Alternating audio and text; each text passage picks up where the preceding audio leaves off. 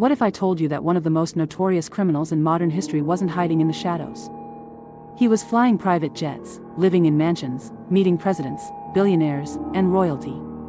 And all while his crimes were happening, repeatedly. The system that was supposed to stop him either failed, or quietly stepped aside.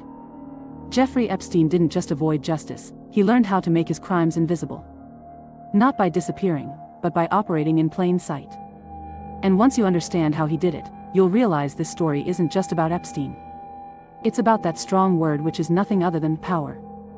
When people hear the word invisible, they imagine secrecy. But Epstein's crimes weren't invisible because no one knew, they were invisible because knowing didn't lead to action. There were always rumors, complaints, and early warnings, but none of them triggered the response you'd expect, and it's all because Epstein wasn't treated like a suspect. He was treated like an asset, and he was handled carefully. Epstein understood something crucial: people don't investigate what they assume has already been vetted. He cultivated an image that did the vetting for him. A man connected to powerful institutions. Someone who must be legitimate, because of who surrounded him. His wealth was mysterious, but that mystery worked in his favor. In elite circles, unexplained wealth isn't always questioned, and most of the time it's admired. And once Epstein entered those circles, his presence became its own validation, and that image was his first layer of invisibility. Epstein didn't need an official title. He controlled access. Access to people, money, and exclusive spaces.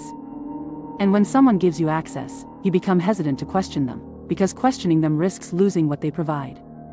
This is how Epstein didn't just gain protection, he made himself useful to others, including famous personalities.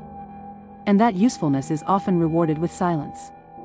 And even when serious allegations began to surface, they didn't result in a public reckoning. They were handled quietly behind closed doors through negotiations and legal maneuvering. Instead of a full public trial, there was always a deal. A deal so lenient that it limited exposure, restricted who could be charged, and kept damaging details out of the spotlight. The legal process didn't just fail to stop Epstein, it also reduced the visibility of what he had done. And once a case is minimized legally, it becomes easier for society to minimize it morally. And now let's get into the most important part. Epstein's victims shared something in common: they lacked power.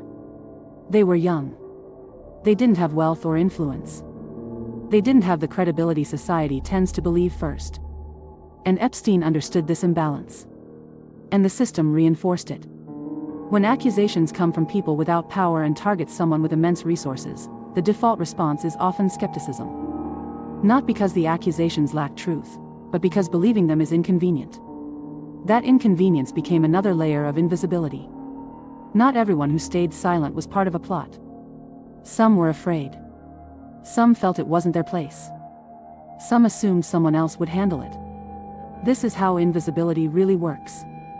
Not through one grand cover-up, but through hesitation, delay, and deferral. Everyone waits for someone else to act. And while they wait, harm continues.